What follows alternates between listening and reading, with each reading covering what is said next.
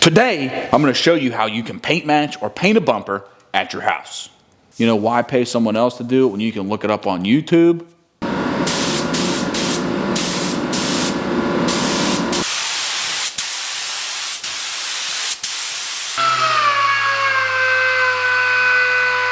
Real quick, I am not a professional body guy. This is just what I did to paint that bumper, and it came out pretty good.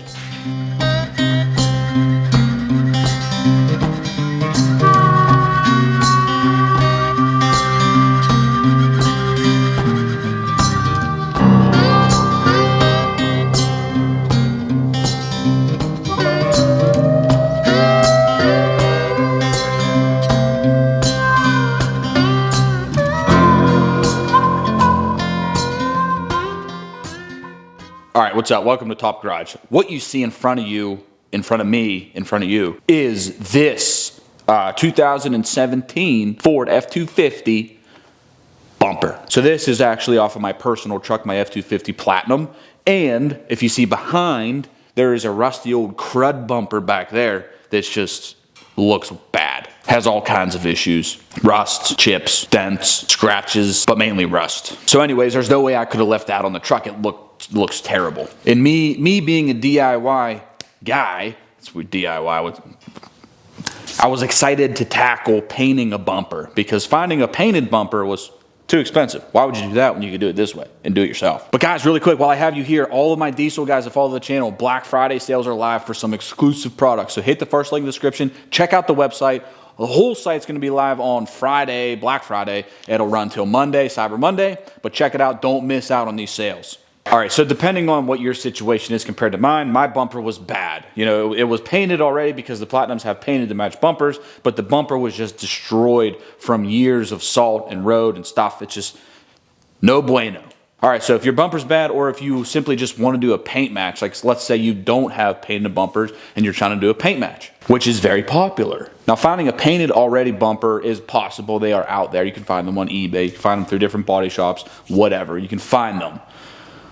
But I just wasn't about the price. So now I figured I'm just going to get a new bumper and I'm going to paint it. So first step is finding the bumper. So very simple. There's a website called car-parts.com. It pulls up like inventory from salvage yards, wrecked things, whatever. Guys just reselling old stuff, takeoffs. So I hopped on there and I was able to find chrome bumpers and then primered bumpers. So next I was left with either a primered bumper, which is just flat black, or a chrome bumper. Now, a chrome bumper, if you guys have chrome bumpers and you're trying to do a paint match, there's several different ways you can go about doing that. You can get some chemical stuff and set it in there and let it strip that chrome off of there. Or you can sand it down manually, or you can take it to a powder coater and they can powder coat like a paintable primer over top of that. But so if you're running a chrome bumper, there's a couple different ways you can go about doing that. If you don't want to go get a new bumper, if you want to try to use your chrome bumper. You know, some guys will just paint straight over that chrome. They'll sand it down a little bit, scuff it up. They'll use an adhesion promoter, and then you can just spray and pray it doesn't chip. So me personally, I didn't want to go the chrome bumper route and deal with that. And also, the primered bumper was cheaper than the chrome bumper. Easy decision, went with the primered bumper. It was like $270 out the door after tax. And this is a brand new takeoff bumper that I found on that carparts.com. So boom, here I am. I have an assembled primered bumper. So what I then did was I stripped all of the plastic. I stripped the bumper down to this shell, what you see here. This is my old bumper. This ain't the new one. This is the new one's over there. I stripped all of the plastic. So there's one main plastic piece that goes here. So I took this main plastic piece off here, which is all one unit. You got to be careful because the snap tabs will break. So on the Fords in particular, this whole center section comes out, and then you have the two end caps, which go right here, and they are actually under that center section of plastic. What's left is the sensor. The plastic sensor mounts are still in the thing. It's very simple. It's just a two-tab mechanism. You just squeeze it and pull it right out. So now we have a stripped primered bumper. That one in particular had a little scratch on the one side. Like when they were pulling it off the truck, it like fell down. It wasn't dented, but the primer was scratched down to bare metal. And where it was scratched down to bare metal, there was rust. It was just surface rust because it was bare metal, and I think those bumpers sat outside in like a salvage yard or whatever. I put 600 on the DA, and I went over the whole bumper lightly, but I focused more on the rusty spots just to get it cleaned up get the rust, get the surface rust off, get it down to premium bare metal. So that scuffed up what primer was there, and then I focused more tightly on the parts that needed a little more attention because of the rust. All right, so now I have a whole bumper that's scuffed up and I got some bare metal spots. So after the DA, I went over it with the gray Scotch pad, and I just made sure to make a nice, even light. You got to be careful not to dig your fingers in because you'll have deeper grooves where your fingers are. It's always good to use some type of block if you're going to be worried about it. So you can put a gray Scotch on a block like this. That way it gets even pressure on the paint. You don't have weird lines going everywhere. So I took the gray Scotch and I went over the whole thing just to make a nice, even, uniform scuff. Then I took the air hose and I blew off all the heavy dust, which is going to take the majority of it off, but there's always going to be a little layer on there. So what comes next is the wax and grease remover. Because no paint was applied yet, we're still in the scuffing phase. We just got done with that. Now we're going to go over it with a wax and grease remover. And these are the exact steps that I took. And you shouldn't really skip these steps because every time that I do some type of stuff like this, I just follow the steps. You can't get lazy and skip a step. That's when you have mess ups. What I do with this stuff is I just take the wax and grease remover, and I'll show you where when we get to the paint section. I just get this when I get the paint. So I get it from like an actual auto body supply. I've just found that for me, they work better. So I take this 1705 HET, high efficiency technology, 100% virgin solvent, grease, wax, and silicone remover. What are you going to do with it on this bottle? You're just going to dump it on it? No, I put it in this spray bottle here, and I Sharpie it on there. Wax and grease remover. So I douse the whole bumper down, spray it on there, and then I take a nice microfiber or some type of clean paper towel that's going to make sure to not gouge or scratch or do anything, and I wipe all the dust off. But it has to be clean. Like, don't get your old tire shine rag and clean the bumper. You know what I'm saying? Like, contamination nation. We now have a scuffed and wax and grease removed bumper. So technically in an amateur situation, amateur hour here, Top Garage, it's ready for some type of paint to go on. So don't forget, now the situation that we got bare metal shown. We just sanded down to those rusty spots. We got bare metal. So 95, 97% of the bumper is primered, scuffed, ready for paint, but there is spots that have bare metal. So you're gonna need to seal it up. So what I use is the Duplicolor Automotive Primer Series. That's what it says right there. Sealer, just gray. So I just lightly did a light coat first off over each bare metal spot. Didn't do the whole bumper, just did the bare metal spot. Like if there was a spot right here, I just did a light spritz on there, let it flash over, let it dry a little bit, and then I did another one. So I did 2 light coats of this to cover and seal all the metal. So as you can see what it looks like now in that stage. So are you guys sticking with me so far? So far this is very simple. I have maybe an hour of work tied up in the whole bumper, and that's including pulling all the plastic. Now me personally, in my amateur painting deal here, I feel like I cheaped out. I did every step somewhat good, and then I cheaped out on the primer. If I'm going to do this again, if I was you guys, if I would do this over, I would go get a better primer from the actual auto body supply. Get a little can of some legit primer sealer stuff and do it through the actual paint gun. But the end result for me is still very, very good. So anyways, we're to the point now where we got primer on the bumper. The primer's covered the bare metal. Okay. Now we're getting ready for color. We're actually getting ready for base coat color. Before I talk about this, let's talk about that. All right, so welcome to my mess of a box here. Now, first things first, you're gonna need to get some paint. You're gonna need to get a paint matched deal to your thing. So what I do is I go to the local professional automotive auto body supply company.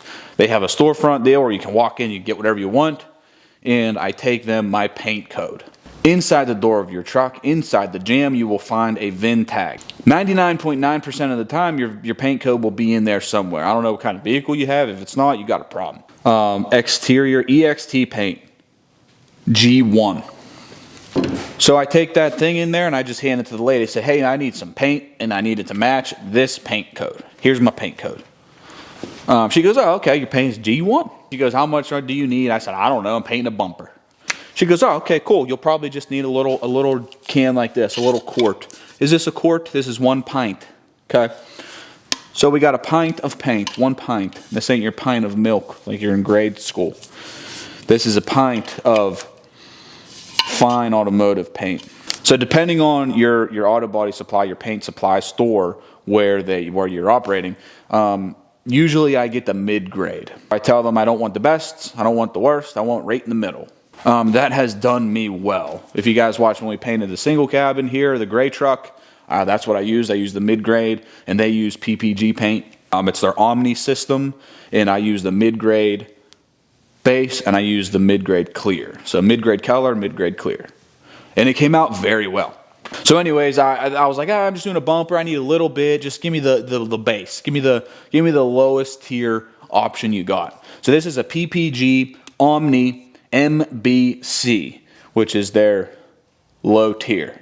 MBC1. So here we are. We have the lower grade pint of color matched to my color code, actual legitimate automotive paint.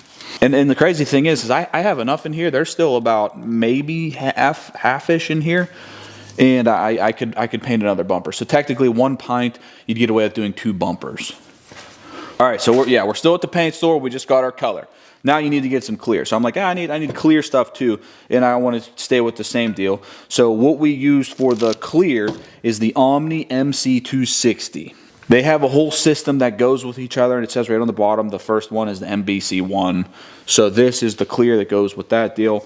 And this is a 2-to-1 ratio, so you have to have a hardener. So they'll know this at the paint store.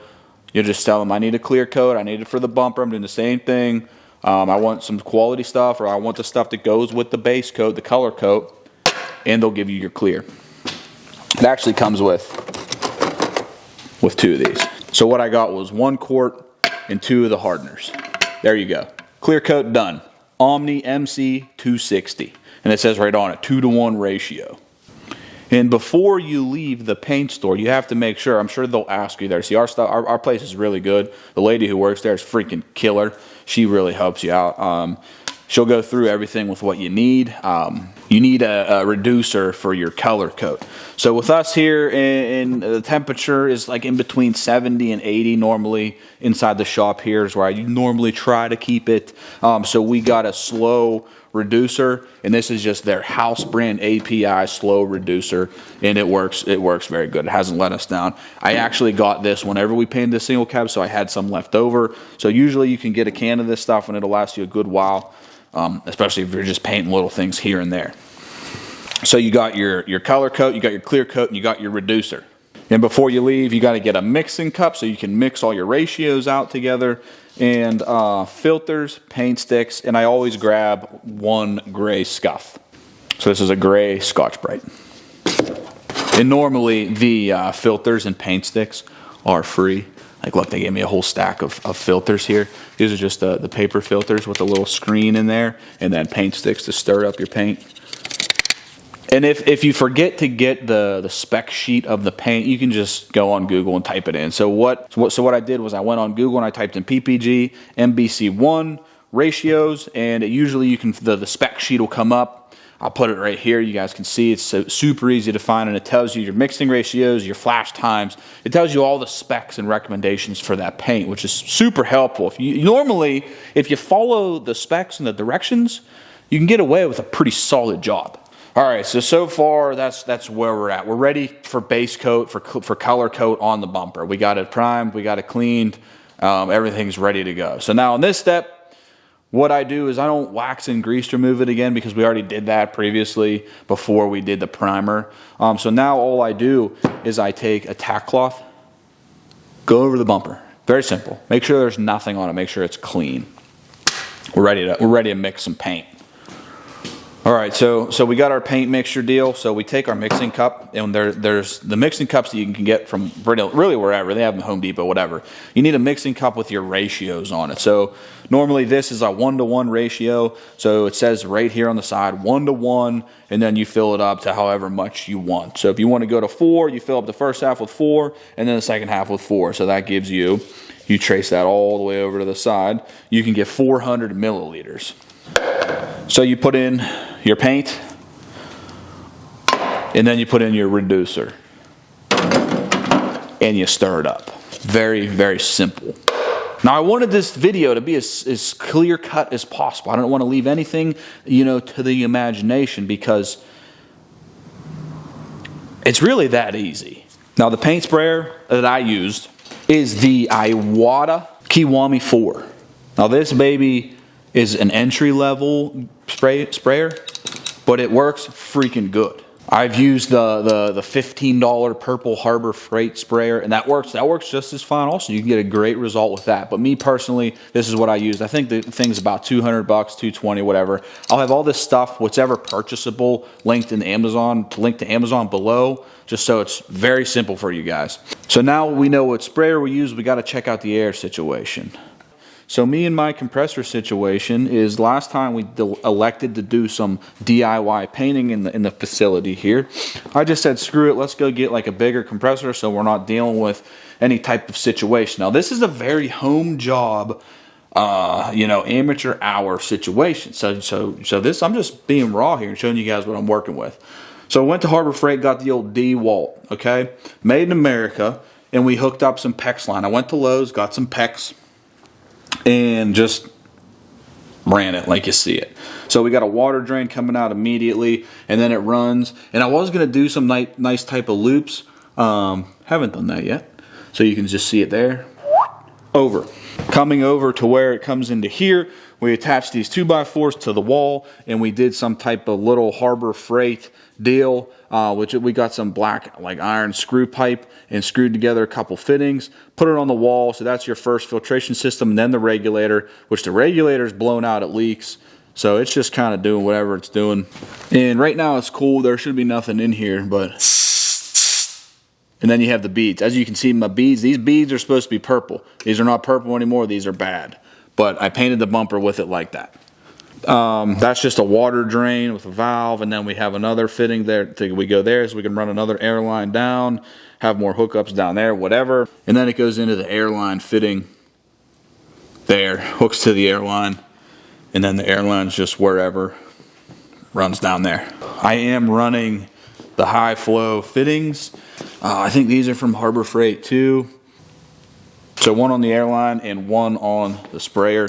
You can see the diameter of those is a lot bigger than a normal fitting. So that is air setup. But honestly, if you guys are painting small stuff like a bumper and stuff like that, you could probably get away with just a normal size everyday garage compressor. You don't need the big one. You just want to make sure that you can maintain a solid 28 to 30 psi for approximately 5 minutes. Okay, so you've seen the air setup here. Very, very amateur hour, very, very simple. So attached to the sprayer here, you will see a 3M regulator. Definitely want to have a regulator on the gun. You can just set your PSI right there. And like I said, you don't want to skip these steps. These steps are very simple. Follow the steps. You'll get a solid result. Now, if you have a Harbor Freight spray gun, if you have whatever, you can use whatever cups and things that come with the gun. You can use those. They're fine. You can use them. You just got to manually wash them out. But for me, I went with the 3M PPS system, and there's two sizes. So I got the 14.2 ounce cup and then the bigger 23 ounce cup. So I use the bigger one for clear most of the time, and I use the smaller one for color, especially on small stuff like this. And what this is the cup that you keep and reuse over and over again.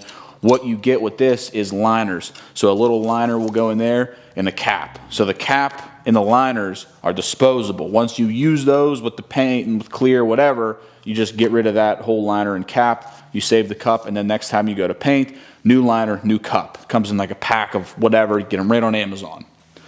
Along with that, you have to have the adapter for your spray gun, which goes in, physically screws into the gun here, and then the cup system will go onto it. So here's a liner, goes into the holder cup like that, and then here's your cap. So whenever you're filling, you're putting your paint into here.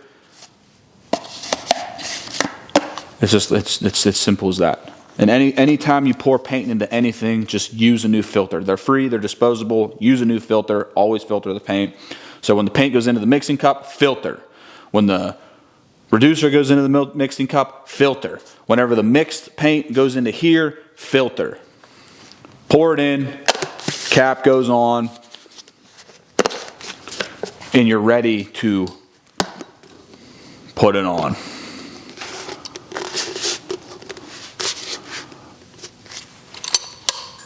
So that's what it'll look like, full of paint, ready to go. One thing that I should have done that I didn't do was I had these filters, these screw-on filters just sitting here. I should have put one of these in between the fitting and the spray gun. It would just create an additional layer of filtration. This is a moisture filter. A lot of the times when you have issues with painting your stuff, it's some type of contaminant such as moisture, especially when my beads in that water separator thing over there are bad. Should have done this, didn't though. But this is a step. Like I said, those steps, don't skip the steps. All right, so we got the paint in the sprayer and we're ready to spray. This is very simple so far. You guys with me? I know this is a long technical video, but like I said, I want to leave nothing to the imagination. I want to show every step. So before we hook up the airline, we set the GUN up. You want to control your airflow all the way out. You want to have your fan all the way out. You want to basically have every setting on the spray gun here maxed out. I watch a lot of Paint Society YouTube channel. If you guys want more like technical, professional how-tos, go watch his channel, Paint Society. Huge shout out. Everything I'm pretty much doing here and talking about, I've learned from that channel. And listen, if you follow the steps, it works. And the way you can feel this, you can feel it. So if you start screwing it in, you can feel it push on the trigger. You want to go back till it relieves all pressure off the trigger, and then go just a little bit in until you feel the trigger tighten up. Boom, you're set, you're ready to go. Airline goes onto the sprayer, and then you pull the trigger partial, because full pull sprays paint. Partial just sprays air. You do a partial pull, and you set your pressure. You twist the little knob here until you get to about in between 26, 28, in between 26 and 30 PSI, and you do a spray pattern test. You're running about 28 PSI. Oh, it's looking good. It's laying down pretty good. It's not blotchy, and it's not too fine. You want it right in the middle. That's a whole technical setup, and you can kind of get lost there. So what I do is I just set it at 28 and just spray it. So I got the sprayer in my hand, and right before I'm about to physically lay some paint down, tack cloth it one more time. We don't have a controlled environment here. We're in a dirty shop. There's oil dry over there on the floor. That's a whole nother topic, but I just winged it. So right before I'm about to spray, I tack cloth it one more time. So first spray was I covered up all the gray primer spots. Because remember, that's gray, the rest of the bumper's black. You need to cover the gray more than you need to cover the black. So I went over first, I hit all of the gray primer spots. Very, very self-explanatory. 6 to 8 off of the thing. Nice, quick, fast. You want to get it on there. I went nice and quick. I didn't want to put it down too heavy. Went over the primer.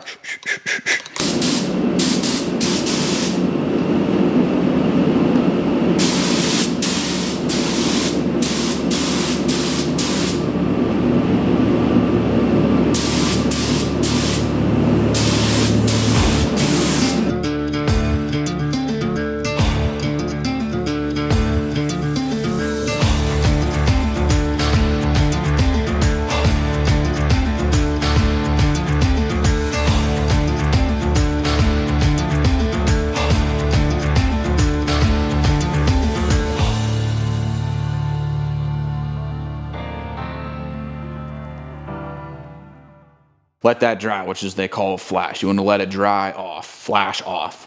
Stuff purging out of the paint, but I don't have a lab coat. I don't know. And if you go back to those tech specs on the paint, it'll give you flash time, which is pretty cool. So I set the heat in here at 70 degrees. I kept it a nice even 70. There's no humidity in here because it's pretty cold outside. So we got low humidity, but I set it at 70 degrees. And so it tells you right on there at 70 degrees with whatever reducer. Let it flash for X minutes. I was a little eager, and I should have let it dry longer. I should have let it go longer in between coats, but I did about 10 to 15 minutes. Like I said, should have went longer. You can see when it dries, it gets like a flat sheen look to it. It's not wet anymore. It's more of a sheen, flat look. So now we have our first coverage coat on the primer done, on the gray primer. Now we're ready for a full color coat. So I did a full color, 6 to 8 away. I was moving pretty quick. You can see your coverage. and then you just paint it. It's pretty self-explanatory. 75% overlap on your passes. So you do one pass. Whenever you come back over it, you want to overlap 75%. So you're almost doing two passes on top of each other. Each pass is almost on top of them, just bumping it forward a little bit. Trying to make this as simple as possible. So what I actually did, because the bumper was black initially, the majority of the bumper was already black with the black primer, because that's how it was factory. I went over it with a flashlight and looked for coverage. So you can see, because this paint here has like a blue pearl in it. So you can see where you have coverage and where you don't have coverage. If you're light somewhere, you want to go over that area again. So I actually was into my second coat, and I had a couple spots that was light. I could see where I didn't have nice coverage with the blue pearl. So hit it one more time. Did technically a third coat. I don't really call that first deal a coat, because it was just getting some paint on those gray primer areas. So went over it for a second actual coat, just covered up the whole bumper again after the flash time of about 15 minutes. But I should have let it go longer because of the weather. All right, so how I actually did it is I did it on a garbage can. Super home garage-ish. Yes, I understand. So I laid it down like this on this garbage can. This is the PPG plastic, so you can paint one side and the paint will stick. It doesn't come off. It's this side. It says paint this side. So I laid it down just like this, and I sprayed it flat. So now base coat's down. I let it go to the recommendation spec on that sheet. I don't remember the exact time. Maybe it was 30 minutes. 30 minutes went by, it flashed over, the color dried, and it's looking flat and it's looking nice. Now at this point, I didn't have anything in the paint. It was all perfect. It was looking very good. No dust, no dirt nibs, nothing. And currently, right next to where I'm painting, there's a bucket of oil dry. So, I probably shouldn't have told you that. I was worried about painting it flat like this with the surface, the main surface that you're trying to paint being flat. So if anything's in the air, it's going to land on a flat surface rather than a vertical surface. If you're painting a vertical surface, if stuff's flying in the air, it could miss that because it's vertical. Instead of it being flat, it's going to land straight on it. So we're getting a little technical there, but I just did it like that. All right, so we got the paint on there. We're looking freaking real nice. Now we're ready for clear coats. The same situation as the before. You just take your mixing cup with the filter, you filter it, you pour it in, you ratio it out 2 to 1. Follow the steps on the ratio cup. You mix it up, you pour it in your paint sprayer. Same deal, set the thing at 28 PSI. It seems to work pretty good with that thing and with that gun and that clear coat. So I had the paint gun in my hand before I sprayed it. I tack clothed it just because look where we're at. So then I did my first light coat of what is called a tack coat. Now that is just basically getting a little bit of paint on there to tack up, so then when you come back through for your second coat, you can really lay it on because it has something to stick to rather than a dry surface. So I did a light tack coat all over the thing. Sprayed it up, got a nice light evenish. It can look blotchy, it can be a little, you'd be like, oh, that don't look good. Real orange peeled, real wavy looking. It's just a light tack coat on there to get it sticky. Let that flash over for a couple minutes. Looks pretty good. You can touch on a part that's not obviously on your clear part, on your good part, but like over here where this is going to be covered in plastic, you can do a little fingertip there. You want to leave it can be a little sticky. You don't want to leave any stringy parts when you're pulling your finger back off of it. You don't want to have a string cheese coming back onto there, but you want it to be a little sticky. Oh, you're ready for your second coat. So then I came through and I laid it on thick. Because this is flat, I was able to go a little thicker. Any type of spot where you have, like let's say these sensor holes where there's a hard edge like that, you can whenever you're laying it on thick, if it's vertical, you can get a run right there. But with it being flat like this, I really laid it on heavy.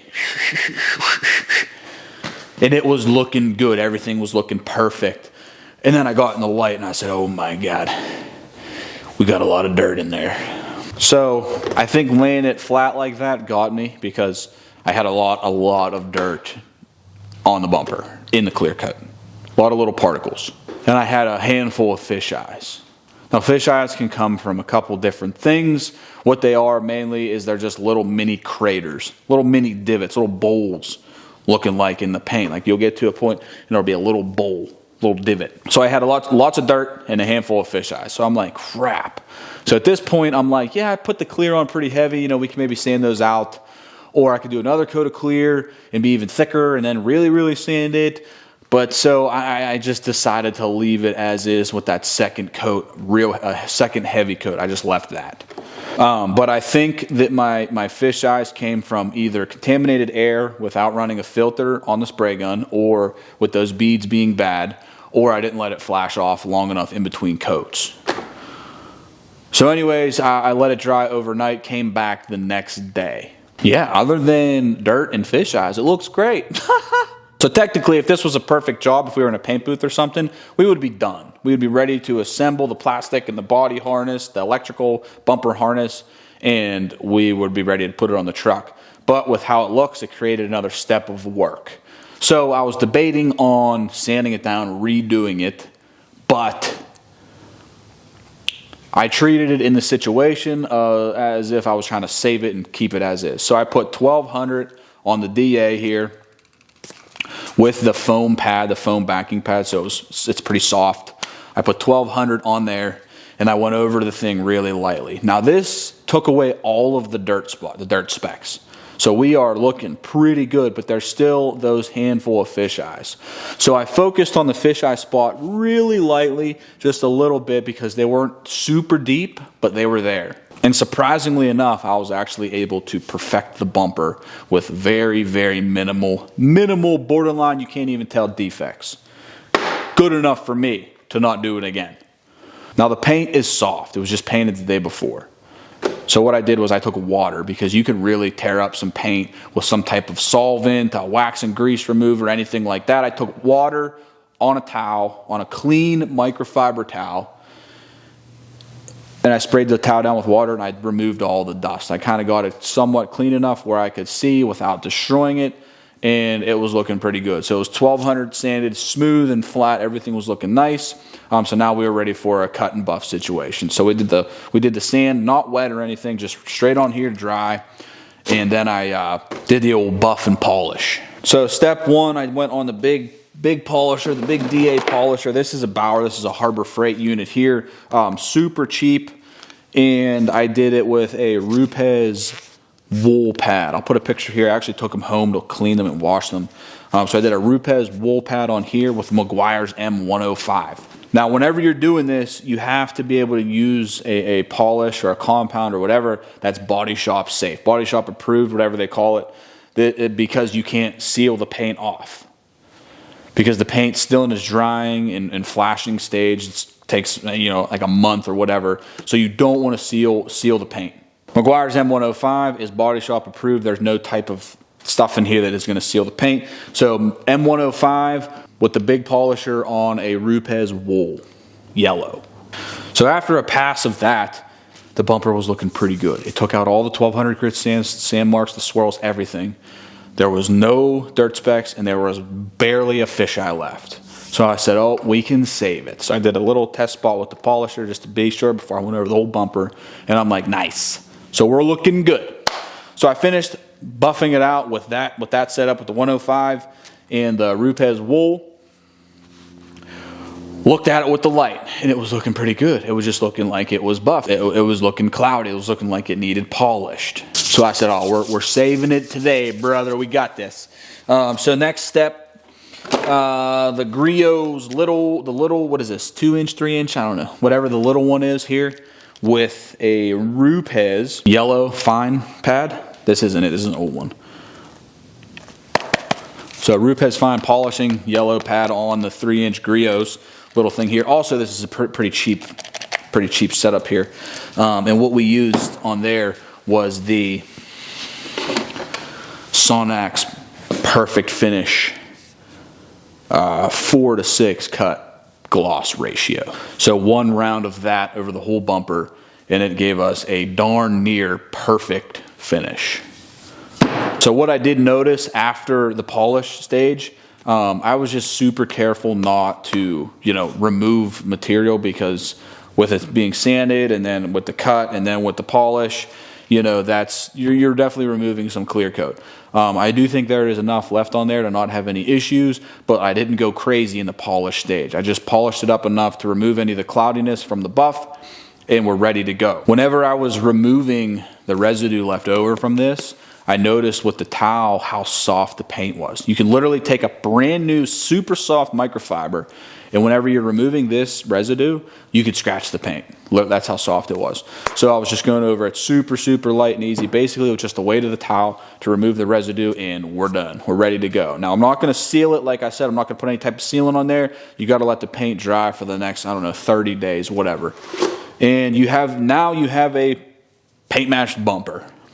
At that point, I needed to assemble it. So I was very careful to put the plastic back on because, I just did all that work and I want to scratch the paint.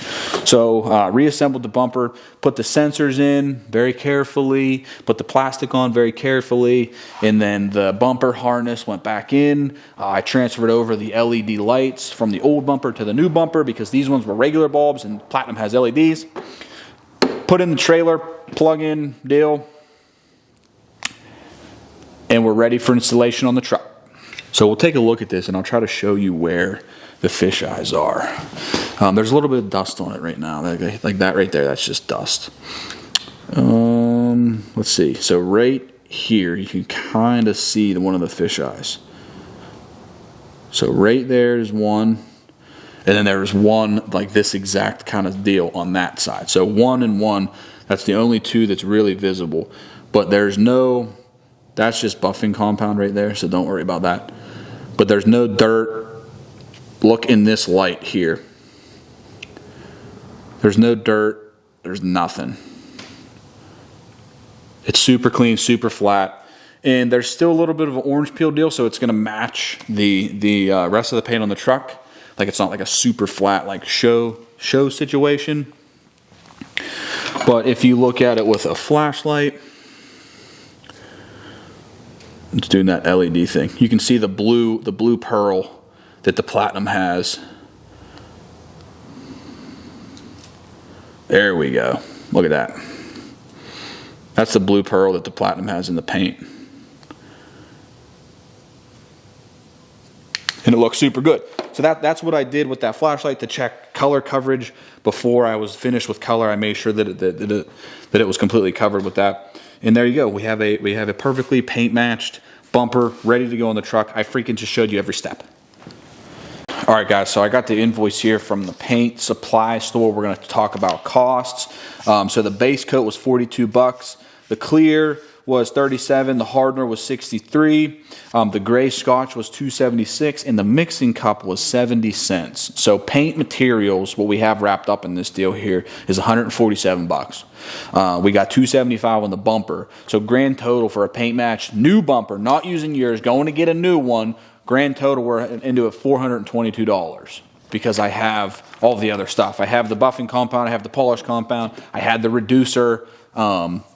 I had the sprayer already, and I had the PPS system. So initially, your initial upfront cost, if you don't have any of that stuff, is going to be a little more. But I think it's worth it. I absolutely love painting stuff. It's just once you paint something and the end result is good, like this is good-ish. I'm sure, like professional body guys are watching this. Oh my God, dude, it looks so bad. You know what I mean? I don't know. But to me, doing it here in a dirt-filled, uncontrolled space, I think the end result is great. There's two fish eyes. One there, one here, nothing else on the paint. Perfectly clear, perfectly good. I think the end result is very, very good. For $422, I'm happy. We got a borderline brand new painted bumper ready to go on the Platinum. We got rid of that old rusty junk. So what I'm getting at is it's super fun. Once you paint something that first time and you get a good result, you're going to be hooked. I'll paint anything. I want to just paint stuff. I don't know what else we can paint. We got the Cummins out there. That's like a mess, but that's going to require a lot of prep work. I just like the fun part of painting. Yeah. But yeah, that is in fact everything I used. Very, very simple. But yeah, that's everything I used. It's a very simple process. I was happy to be able to get it done. It's fun to do. And I hope this video can help someone out there that's going to paint match their truck or their bumper or whatever. Because honestly, it's not that bad. If you're into doing stuff, if you're into like DIY and stuff, doing it yourself, you know, why pay someone else to do it when you can look it up on YouTube? But all right, guys, that's it. Paint match video, done. I told you I was going to come through with a whole video on how exactly I did this step by step. This video is probably boring. If you made it this far, you're freaking awesome. I hope this helps you out. Don't forget to hit that subscribe button. Drop a comment below on what you think of the bumper. What are you painting? Are you painting anything? I love painting. I want to paint something else. You got something you need painted? Call me up. But you got to prep it yourself. I just want to paint it. But all right, that's it. I'll see you guys on the next one.